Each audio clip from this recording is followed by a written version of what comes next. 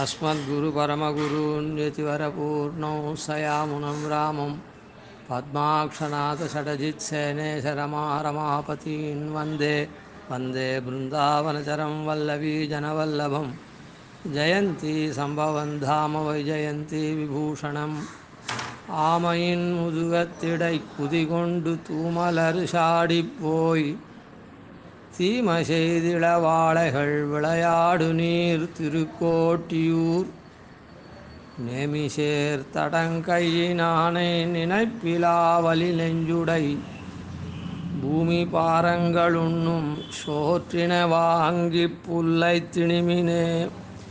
இந்த 5வது பாசுரத்தில் பாகவதாளுடைய பெருமையை பூர்வார்த்தத்தில் சொல்கிறார். எப்படி சொல்கிறார் அப்படின்னு சொன்னால், அந்த பூர்வ பாசுரத்தில் ஆச்சாரியாளா அவள்லாம் இருக்கா,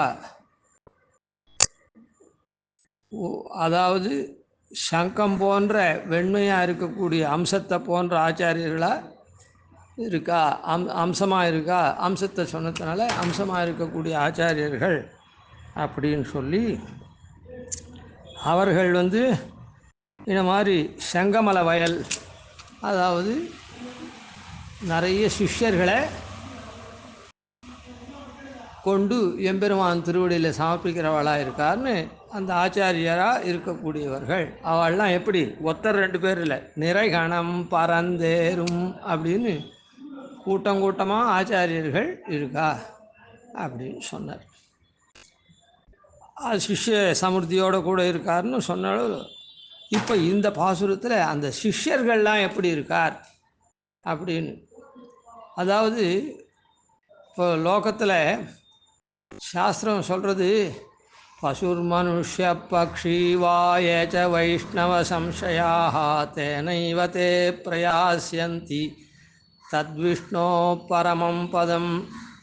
பசு பக்ஷி மனுஷன் அப்படின்னா சாமானிய மனுஷன், அதாவது பெரிய விற்பத்தியெல்லாம் இருக்கக்கூடிய பண்டிதன் அந்த மாதிரிலாம் இல்லை. சாமானிய மனுஷன் யாராக இருந்தாலும் வைஷ்ணவ சமாசயனத்தை பண்ணால், அதாவது மகான்களை அண்டினா, அதனாலேயே அவர்கள் வைகுந்தத்துக்கு போகிறார்கள் அப்படின்னு சொல்லப்பட்டிருக்கு. இப்போ பூர்வ பாசுரத்தில் இவா செங்கமல வயல் திருக்கோட்டியூர் அப்படின்னு சொல்லி நிறைய சிஷ்ய சமுர்த்தியை உடையவாளாக இருக்கா. எல்லாரும் எம்பெருமான் திருவடிகளில் ஆசிரியிக்க பண்ணி அந்த மாதிரி சிஷ்ய சமுர்த்தியை உடையவர்களாக இருக்கக்கூடிய ஆச்சாரியர்கள் பலர் அங்கே வர்த்திக்கிறார்கள்னு பூர்வ பாசுரத்தில் சொன்னாலே, அப்போ இது மாதிரி பசு பக்ஷி மனுஷன் இந்த மாதிரி இருக்கவாளா அப்படின்னா இல்லை.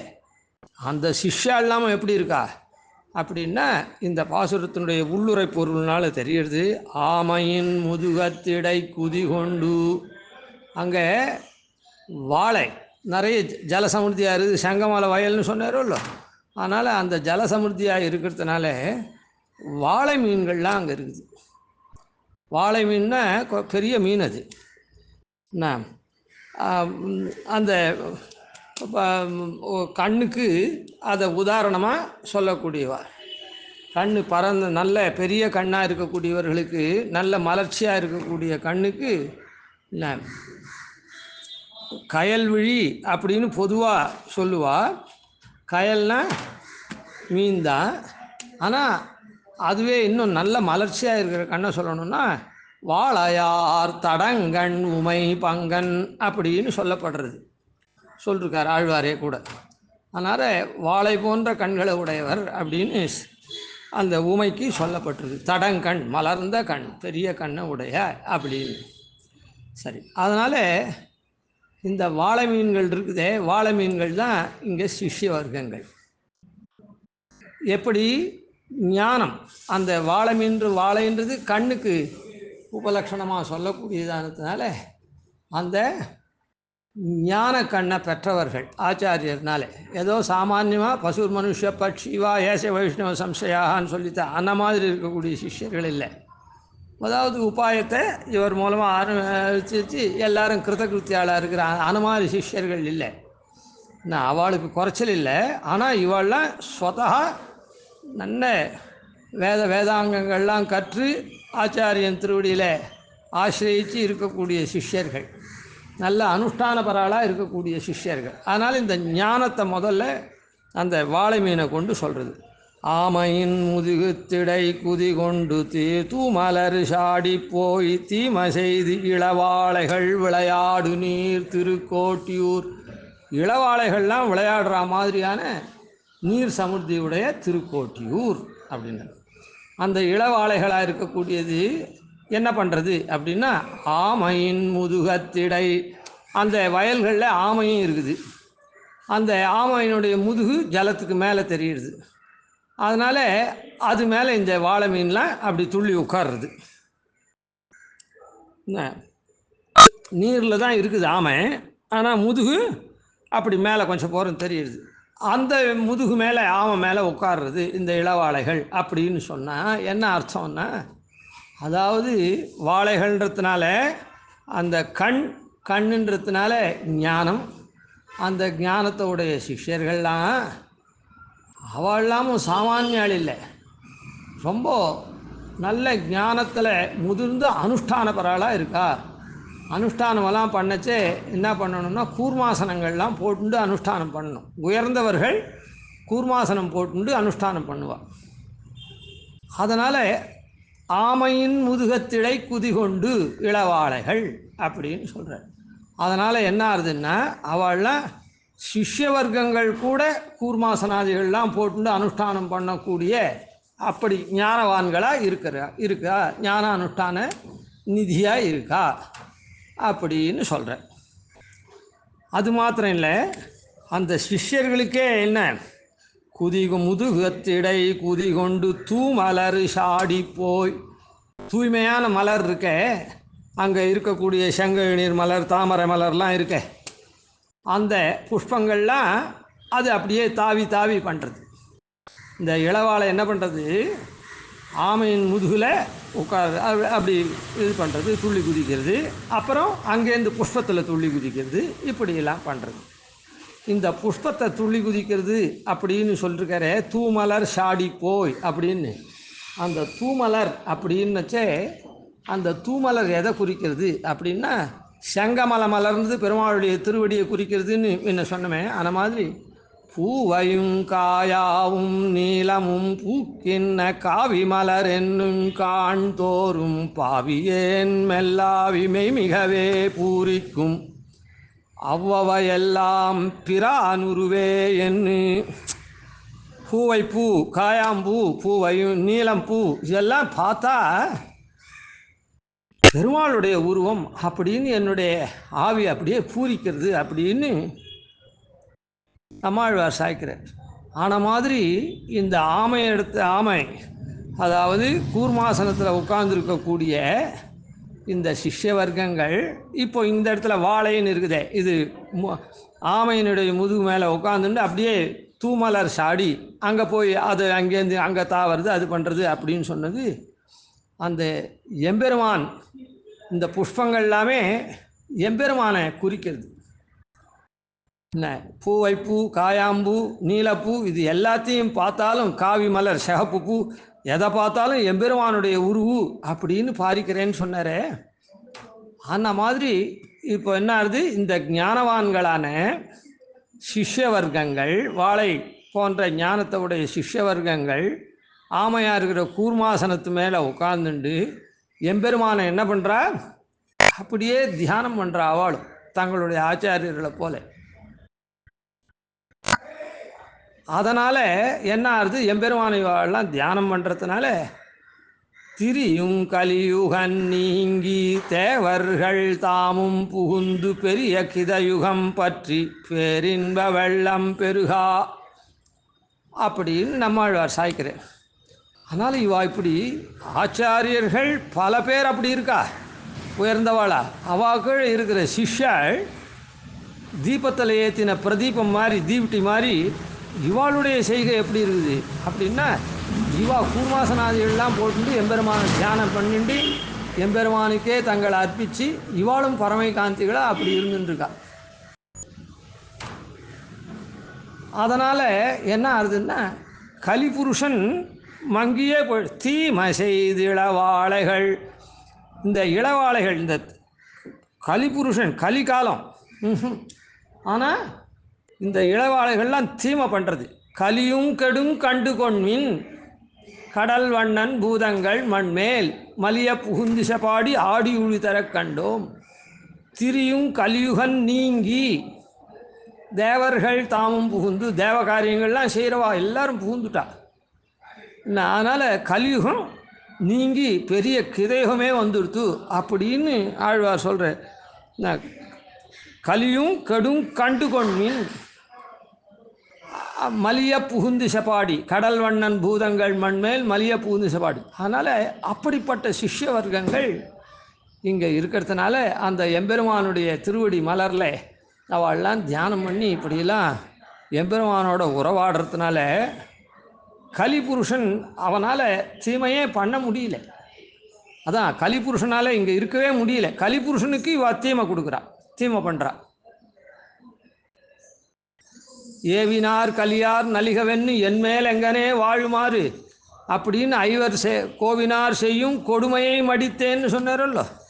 அதனால் கலிபுருஷன் இந்திரியங்கள்லாம் ஏவி நம்ம வாட்டுறான். ஆனால் சரணாகதி மந்திரத்தை சொல்லி சரணாகதி அனுஷ்டிச்சு இதெல்லாம் நான் போக்கடிச்சுட்டேன் அப்படின்னு சொல்கிற. அதுபோல் இவெல்லாம் பெருமாளை தியானம் பண்ணி பெருமாளை திருவடிக்கு மங்களாசாசனம் பண்ணி அது அவனுக்கே பஞ்சகால பாராயணனால் எல்லாத்தையும் அர்ப்பித்து இருக்கிறதுனால தீமை பண்ணுறா. யாருக்கு தீமை பண்ணுறா?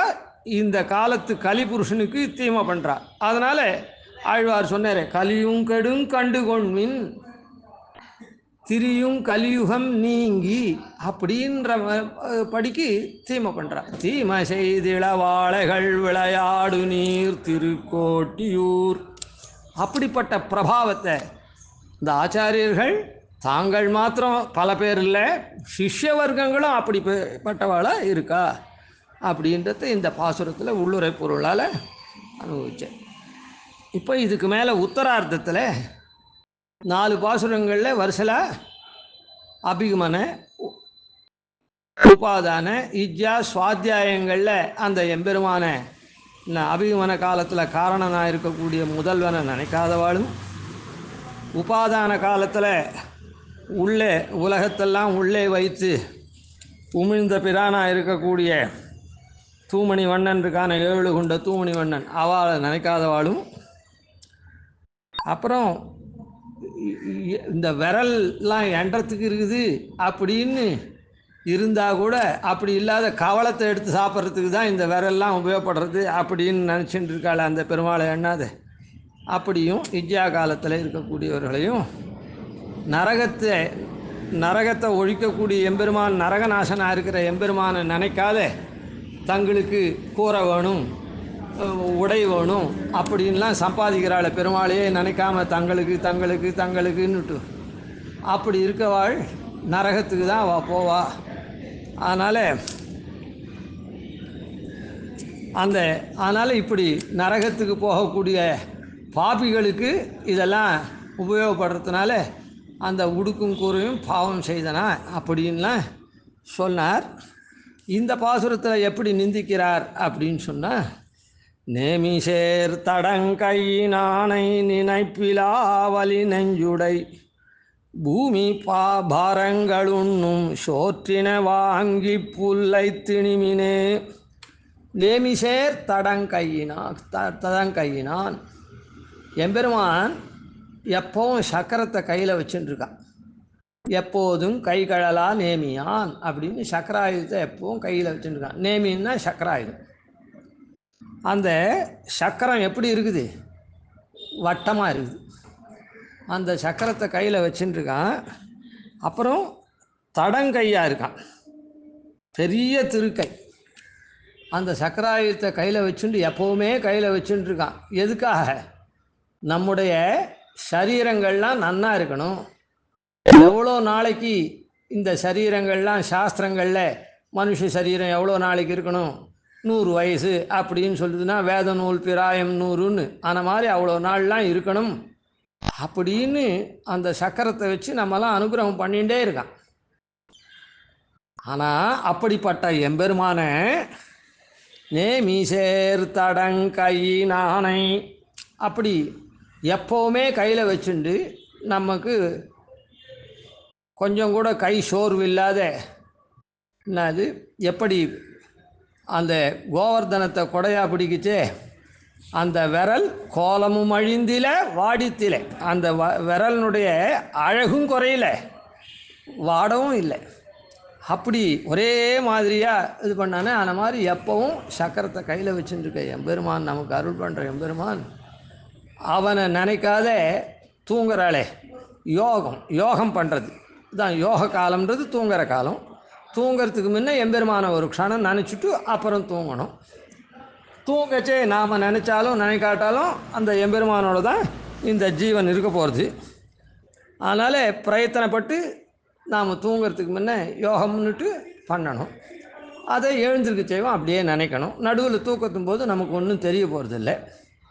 அதனால் அந்த எம்பெருமானை தூங்கச்சே நினைக்காத நேமிசேர் தடங்கையினானை நினைப்பிலா வலி நெஞ்சுடை அவனை நினைக்காத அப்படி வலிமையான மனசு.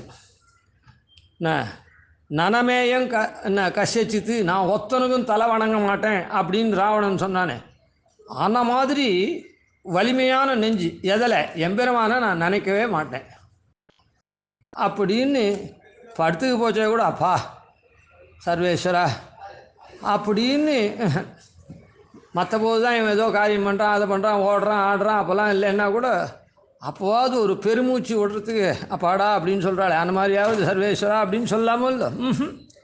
அவ்வளோ வலிமையான நஞ்சு பெருமாளை நினைக்காத இருக்கக்கூடிய திருடமான நஞ்சு.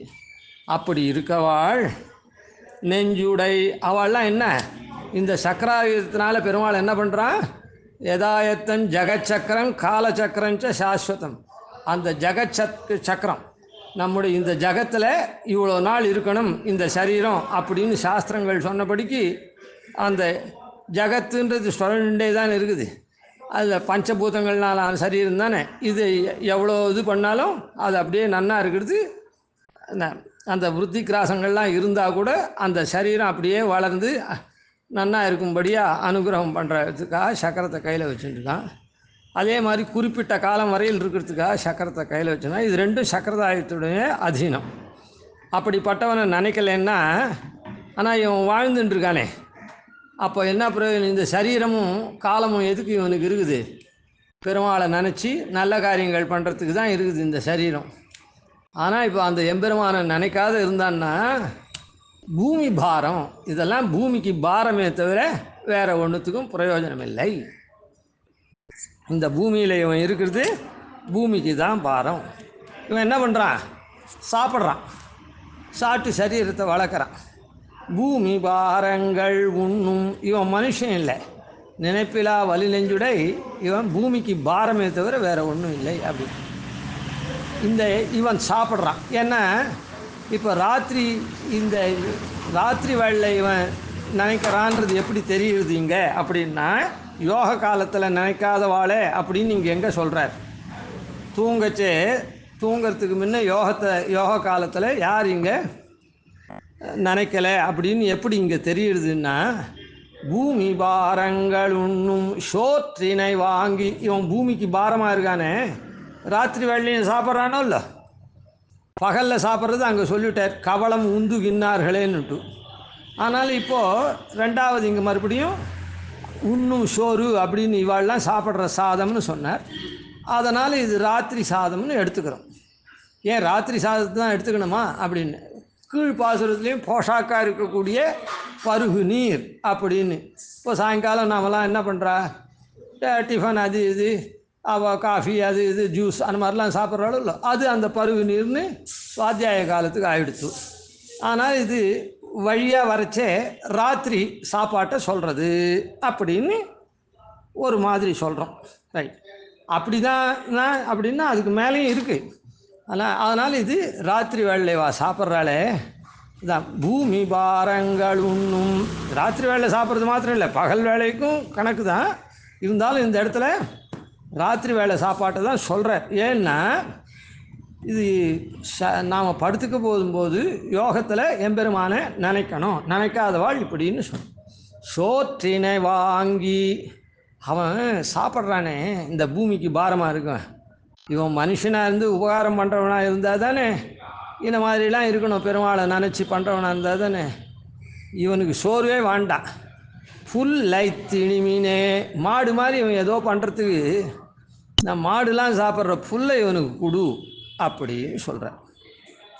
புல்லை, அதாவது இவனுக்கு புல்லை வாயில் அடைங்க அப்படின்னு சொல்கிறேன்.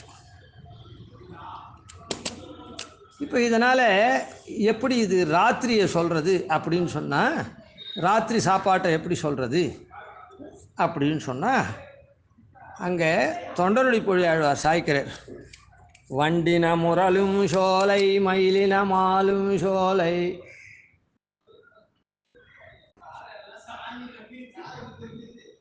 வண்டின முரலும் சோலை மயிலின மாலும் சோலை, கொண்டல் மீதனவும் சோலை குயிலினம் கூவும் சோலை, அண்டர்கோன் அமரும் சோலை அணி திருவரங்கமென்னா மிண்டர் பாய்ந்துண்ணும் சோற்ற விலக்கி நாய்க்கிடுமி நீரே. அணி திருவரங்கன் அப்படின்னு சொல்லாத, திருவரங்கம் இப்படிலாம் இருக்குது, பெருமையோடய இருக்குது, அதில் பெருமாள் உரையிறான் இப்படின்லாம் சொல்லாத மிண்டர் இருக்கானே, அதை அவனுக்கு சாதம் போடாது. அவனுக்கு மிண்டர் பாய்ந்து உண்ணும் சோற்றை, பெருமாளை நினைக்க மாட்டான், ஆனால் எங்கேனா சாப்பாடு போடுறான்னா உடனே போய் முன்ன நின்று பாய்ந்து அப்படியே சாப்பிடுவான். அந்த சாப்பாட்டை விளக்கு அவனுக்கு கொடுக்காது. மிண்டர் பாய்ந்து உண்ணும் சோற்றை விலக்கி அவனுக்கு கொடுக்காத நாய்க்கு போடாது. நாய்க்கிடுமி நீரே, நாயாவது அது நீச்ச பிராணியாக இருந்தால் கூட நன்றி மறவாது இருக்கும். இவன் எம்பெருமானை நினைக்காதே இருக்கானே, இவன் பாய்ந்து பாய்ந்து சாப்பிடக்கூடிய தன்மையாளனாக இருக்கானே, வந்தான்னா கொடுக்கவே கொடுக்காது அவனுக்கு சாப்பாடை, நாய்க்கு போடு அவனுக்கு கொடுக்கறதுக்கு பதிலாக அப்படின்னு அங்கே சொல்கிறேன். ஆனால் இங்கே பெரியாழ்வார் என்ன சொல்கிறார், புல்லை திணிமினே அப்படின்னு சொல்கிறேன். உண்ணும் சோற்றினை வாங்கி புல்லை திணிமினேன், புல்லை திணிக்கணும் அப்படின்னு சொல்கிறேன். அங்கே அவர் பொதுவாக பாய்ந்து உண்ணும் சோற்றை விலக்கி நாய்க்கிடுமி நீரேன்னு சொன்னார். பகலில் அன்னதானங்கள்லாம் பண்ணுறாளே, அதுக்கு வந்தான்னா அவனுக்கெல்லாம் கொடுக்காதே, அதுக்கு காட்டிலும் நாய்க்கு போடு அப்படின்னு சொன்னார். அதே மாதிரி இவர் சொல்லணும், அதுக்கு பதிலாக என்ன இரக்கம் காட்டுறது, புல்லை கொடுக்குறது அப்படின்னா, சாஸ்திரத்தில் என்ன சொல்கிறது அப்படின்னா, ராத்திரி வேளையில் ஒருத்தன் பசின்னு கேட்டான்னா அவனை பசியாக விடக்கூடாது. சாஸ்திரம் ராத்திரி வேளையில் பிக்ஷையெல்லாம் போடக்கூடாது, ராத்திரி வேளையில் பிச்சையெல்லாம் போடக்கூடாது. பகலில் அரிசி நெல் அந்த மாதிரிலாம் கொடுத்தாக்கா ராத்திரி வேளையில் பிச்சையெல்லாம் போடக்கூடாது, அஸ்தமிச்சா விட்டு, அதுவும் சாஸ்திரம். அதே சமயத்தில் ராத்திரி வேளையில் பிச்சை எடுத்துட்டு வரான், பிச்சைக்காரன் வரான் அப்படின்னு சொன்னால் அவனை வெறுமையாக அனுப்பக்கூடாது. அப்போ என்ன பண்ணுறது, சாஸ்திரம் கொடுக்கக்கூடாதுன்றது, வெறுமானம் கூடாதுன்னா அவன் பட்டினி இல்லாதபடி அவனுக்கு சாதம் எதனா இருந்தால் சாப்பிடக்கூடிய வஸ்துவாக தான் தரணுமே தவிர ரூபாயோ அரிசியோ நெல்லோ இதெல்லாம் தரவே கூடாது ராத்திரி வேளையில் யாருக்கும். அந்த வேளை அவனுக்கு பட்னியாக இருப்பானாகில் அந்த பசி பிணி இல்லாமல் பண்ணுறதுக்கு பக்குவான்னமாக இருக்கிற சாத்தை தான் கொடுக்கலாமே தவிர அப்பக்குவமாக இருக்கிற இந்த வஸ்துவை எதையுமே கொடுக்கக்கூடாது. ராத்திரி வேளையில் பிச்சை போடக்கூடாதுன்னு பொது சட்டம். ஆனால் இதை தேவனாருளாசிங்கர் ஸ்பஷ்டமாக எல்லாருக்கும் தெரிகிற மாதிரி சாதித்தார் அப்படின்னு சொல்லுவாள். அவர் கீழே அணுக்கராக இருந்து கைங்கரியம் பண்ணுவாள். ராத்திரி வேளையில் பிச்சைக்காரன் வந்தான்னா பிச்சை இல்லைன்னு சொல்லக்கூடாது, பிச்சை போடக்கூடாது தான், ஆனால் சாப்பாடாக போடணும் அவனுடைய. ஆனால் அவன் பசியோடு துடிக்கக்கூடாது அப்படி. அதனால தான் இந்த இடத்துல சோற்றினை வாங்கி, இவன் பூமி பாரம், இவனுக்கு சோறு வேணாம் ஒன்றும் வேணாம் போட்டோம், புல்லை திணிமினே அப்படின்னு சொன்னதுனால, நாய்க்கு போடுன்னு தொண்டோடுக்குடி சொன்ன மாதிரி சொல்லாததுனால புல்லை திணின்னு சொன்னதுனால இது ராத்திரி வேளை சாப்பாட்டை சொல்கிறது. அவன் ராத்திரி பசியாக போயிடுவானே, அதனால் புல்லை போடு அவனுக்கு, அவன் வாயில் புல்லை அடை, அது மூலமாக அந்த பட்னி போகட்டும் அப்படின்றத காண்பு. அதனால் இது யோக காலத்தில் ராத்திரி சாப்பாட்டை சொல்கிறதுனால இந்த நினைப்பிலா வலி நெஞ்சுடை அந்த எம்பெருமானே நினைக்காத அப்படி திருடமாக இருக்கக்கூடிய நெஞ்சு இருக்குதே அப்படின்னு சொன்னது யோக காலத்தில் பெருமாளை நினைக்காதவனை இங்கே சொல்லி அவனை நிந்திக்கிறார். அதனால் யோக காலத்துலேயும் நாம் சமாஷண பர்ணியாசாதிகள்லாம் பண்ணிட்ட வைஷ்ணவனாக இருக்கவன் கட்டாயம் யோக காலத்துலேயும் ஒரு க்ஷணம் எம்பெருமானை நினைக்கணும் அப்படின்றது இதனால் சித்தமாச்சு. கவிதார்க்கிக சிம்ஹாய கல்யாண குணசாலினே ஸ்ரீமதே வெங்கடேஷாய வேதாந்த குரவே நமः. ஆதிவன்ஷடகோபாதீனிதிவர்யான் பஜே நிஷம் ஸ்ரீரங்கபூர்வஷடஜித்யதீசானபதாஸ்ரயம் ஸ்ரீவத்சவம் சிதிலகம் வந்தே ஸ்ரீகிருஷ்ணதேசிகம்.